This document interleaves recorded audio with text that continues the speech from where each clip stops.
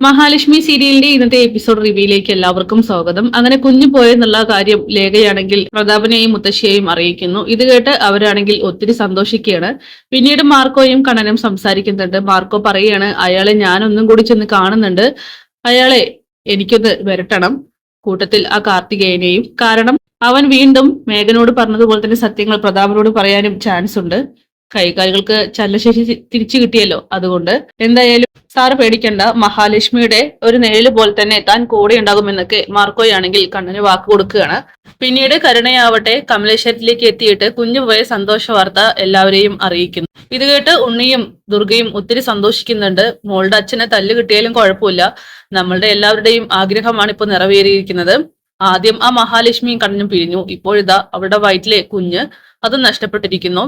ഇനി നമ്മളാണ് ഇവിടത്തെ രാജാക്കന്മാരെന്നൊക്കെ പറഞ്ഞ് ദുർഗയാണെങ്കിൽ ആർത്തിച്ചിരിക്കുകയാണ്. അതൊക്കെ പോട്ടെ, ഇനി നമ്മൾ ശ്രമങ്ങൾ അവസാനിച്ച് പതുങ്ങിയിരിക്കരുത്, വീണ്ടും അവളെ തകർത്താനായിട്ട് ശ്രമിക്കണം. കാരണം സ്വത്തുക്കൾ പകുതിയും അവളുടെ പേരിലാണെന്നൊക്കെ കരുണ പറയുന്നു. അച്ഛൻ മാത്രം ഇങ്ങനെ ഇറങ്ങി തിരിച്ചാ പോരാ, മേഘേട്ടനും അച്ഛനും അവരുടെ കഴിവിനനുസരിച്ച് ചെയ്യുന്നുണ്ട്. ഉണ്ണിയേട്ടനും എന്തെങ്കിലുമൊക്കെ ചെയ്യണമെന്ന് കരുണ വാശി പിടിക്കുകയാണ്. അങ്ങനെ ഉണ്ണിയും പലതും ചെയ്യാനായിട്ട് തീരുമാനിക്കുന്നു. പിന്നീട് പ്രതാപനെ കാണാനായിട്ട് മാർക്കോ ചെല്ലുന്നുണ്ട്.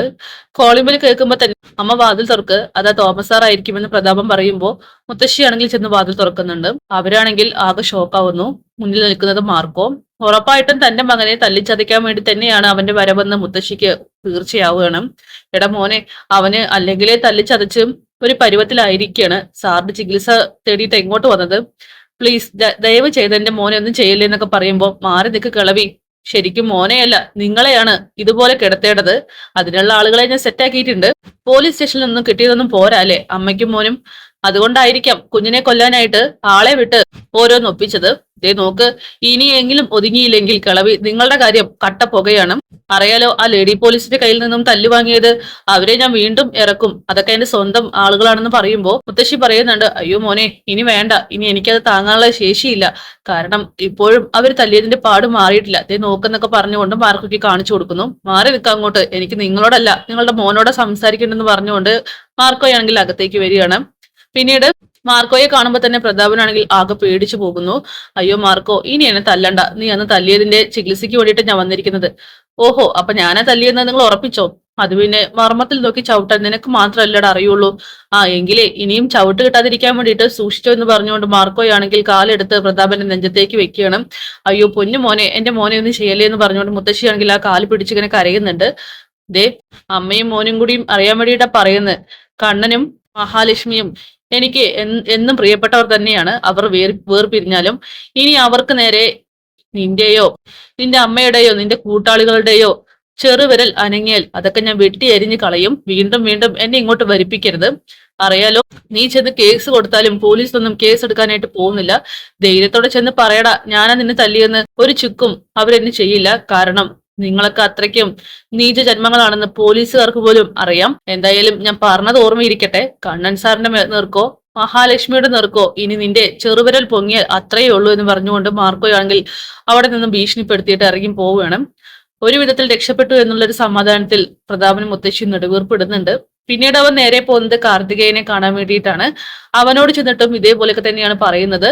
ഇതേ നോക്ക്, പ്രതാപൻ അപ്പുറത്തുണ്ട്, ഇനിയും നിന്റെ കൈകൾ ചലിച്ചാൽ അത് നിന്റെ നാശത്തിലേക്കായിരിക്കും, നിന്റെ മരണമായിരിക്കും. വീണ്ടും ഈ മാർക്കോയെ എവിടേക്ക് വരിപ്പിക്കരുത് എന്നൊക്കെ പറയുമ്പോ, ഇല്ല അണ്ണ, ഒരിക്കലും അണ്ണൻ അങ്ങനെ ചെയ്യില്ല എന്നൊക്കെ പറഞ്ഞുകൊണ്ട് ആ കാർത്തികേയന്റെ കൂട്ടാളിയാണെങ്കിൽ മാർക്കോയെ അവിടെ നിന്നും വിട്ടയക്കണം.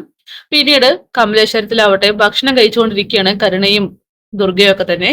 പെട്ടെന്നാണ് കരുണയ്ക്ക് വോമിറ്റിംഗ് ടെൻഡൻസി വരുന്നത്. അവൾ വേഗം തന്നെ ഛർദ്ദിക്കാനായിട്ട് ഓടുന്നുണ്ട്. ദുർഗയാണെങ്കിൽ സന്തോഷിക്കുന്നു. ഇത് കണ്ടുകൊണ്ട് ഉണ്ണി അങ്ങോട്ട് വരികയാണ്. ഉണ്ണിയാണെങ്കിൽ ആകെ ഷോക്കാവുകയാണ്. കാരണം കരുണയ്ക്കും അവനും അറിയാം കുഞ്ഞു പോയതിനു ശേഷം അവർ തമ്മിൽ ഭാര്യ ഭർത്തൃ ബന്ധം ഉണ്ടായിട്ടില്ല എന്ന്. പെട്ടെന്ന് ദുർഗ വന്ന് അതുകൂടി പറയുമ്പോൾ ഉണ്ണിയാണെങ്കിൽ ആകെ ഞെട്ടിത്തരിക്കുകയാണ്.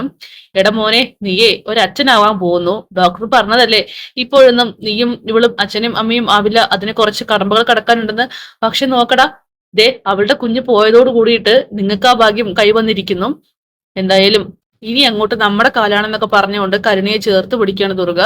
കരുണയാണെങ്കിൽ പേടിയോട് കൂടിയിട്ട് ഉണ്ണിയെ നോക്കുന്നുണ്ട്. കാരണം ഇത്രയും ദിവസം കരുണ പിണങ്ങി തന്റെ വീട്ടിലായിരുന്നു. മാത്രമല്ല കുഞ്ഞു മരിച്ചതിന് ശേഷം അവരൊരിക്കലും അങ്ങനെ ഒരു ബന്ധത്തിൽ ഏർപ്പെട്ടിട്ടുമില്ല.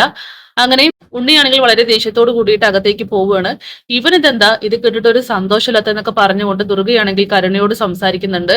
മോളെന്തായാലും ചെല്ല്, എന്നിട്ട് ഒരു ഡോക്ടറെ കാണാനുള്ള അപ്പോയിന്റ്മെന്റ് ഒക്കെ എടുക്കെന്ന് പറയുമ്പോൾ കരുണയും പേടിയോട് കൂടിയിട്ട് അകത്തേക്ക് പോവുകയാണ്. ഈ സമയം ഉണ്ണി എന്തൊക്കെയോ ആലോചിച്ച് അങ്ങനെ റൂമിൽ നിൽക്കുന്നുണ്ട്.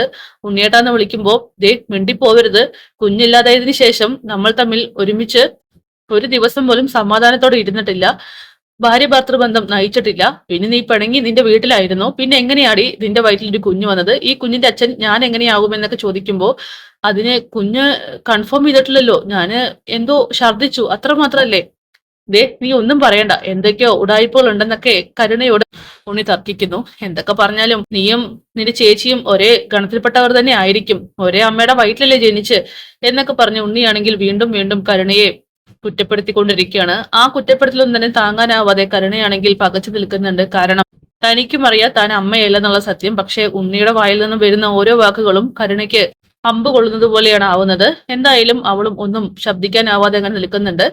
അപ്പൊ അതൊക്കെ കാണിച്ചുകൊണ്ടാണ് എപ്പിസോഡ് അവസാനിക്കുന്നത്. കാത്തിരിക്കാം കിടിലൻ എപ്പിസോഡ്സിനായിട്ട്.